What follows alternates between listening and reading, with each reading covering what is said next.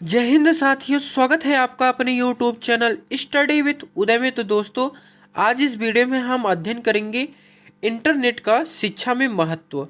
दोस्तों, इंटरनेट का शिक्षा में क्या योगदान है उसके बारे में आज इस वीडियो में हम विस्तार से अध्ययन करेंगे। तो चलिए दोस्तों, देखते हैं इंटरनेट क्या है। शिक्षा जगत इंटरनेट के सार्थक महत्व और विकास से परिपूर्ण दौड़ती दुनिया को इंटरनेट एक वरदान के रूप में दिया। इसकी लोकप्रियता बढ़ती चली जा रही है। यह जानकारी को अपने अंदर आत्मसात कर लेती है जो अन्य किसी साधन में संभव नहीं है।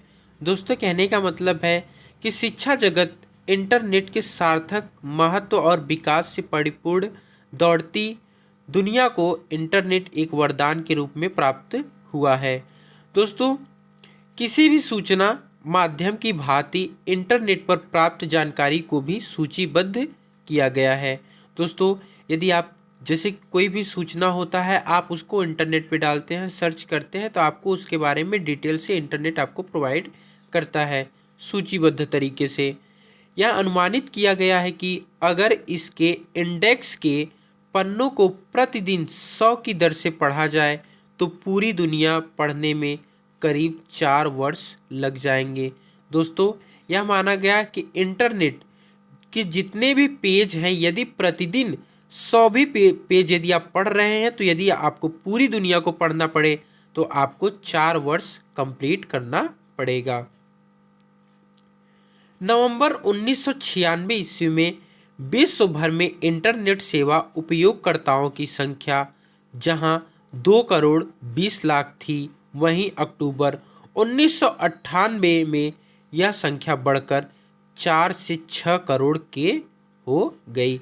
दोस्तों, जैसे कि नवंबर 1996 में विश्व भर में इंटरनेट के उपयोगकर्ता सिर्फ 2 करोड़ 20 लाख थे, लेकिन मात्र 2 साल के अंतर पे यह संख्या बढ़कर 4 से 6 करोड़ हो गई।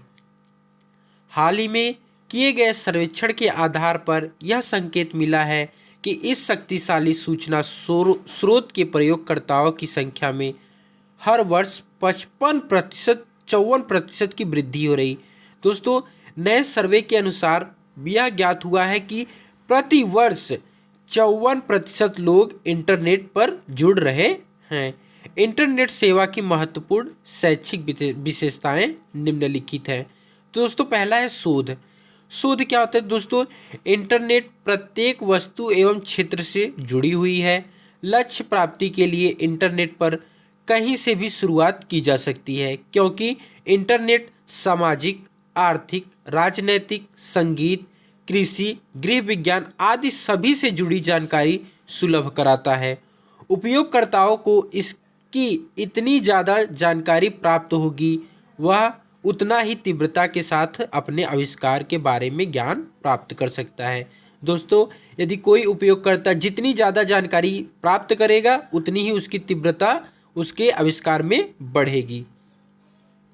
शुरुआती दौर में इंटरनेट का उपयोग अनुसंधान संबंधी प्रयोजनों के लिए ही विशेष रूप से किया जाता था। चूँकि सूचना के तीव्र विनिमय की इसकी क्षमता से अंतर्राष्ट्रीय पहुँच, लागत में किफ़ायत और डिजिटाइज्ड मोड उपलब्ध होने से सूचना का प्रयोग काम के लिए आसानी से हो सकता था। वर्तमान स्थिति यह है कि दुनिया भर के शोधकर्ता एक साथ काम करने, विचारों और परिणामों का आदान प्रदान व पृथक पृथक जगहों से एक साथ प्रयोग अथवा अनुकरण के लिए संचार के अवसरों का फायदा उठाने की योजना बना रहे हैं। दोस्तों, किसी भी स्थिति में कहीं पर किसी भी देश में यदि कोई व्यक्ति उपस्थित है, तो एक दूसरे के थ्रू एक देश से दूसरे के थ्रू, जिसके दोस्तों क्या बोलते हैं, ग्लोबलाइजेशन, वैश्वीकरण, इसके थ्रू क्या होता है कि किसी भी देश से अन्य देशों में सूचनाएं प्राप्त हो जाती हैं। अन्वेषण क्या होता है? तो दोस्तों, अन्वेषण होता है इंटरनेट पूरे संसार को एक दूसरे से जोड़ता है, जिसके द्वारा हम विविध देशों, स्थानों और विचारों की जानकारी हासिल करते हैं। इतना ही नहीं, इंटरनेट के माध्यम से विभिन्न देशों, शहरों का भ्रमण किया जा सकता है। घर बैठे ही अमेरिका, जापान इत्यादि घूम सकते हैं।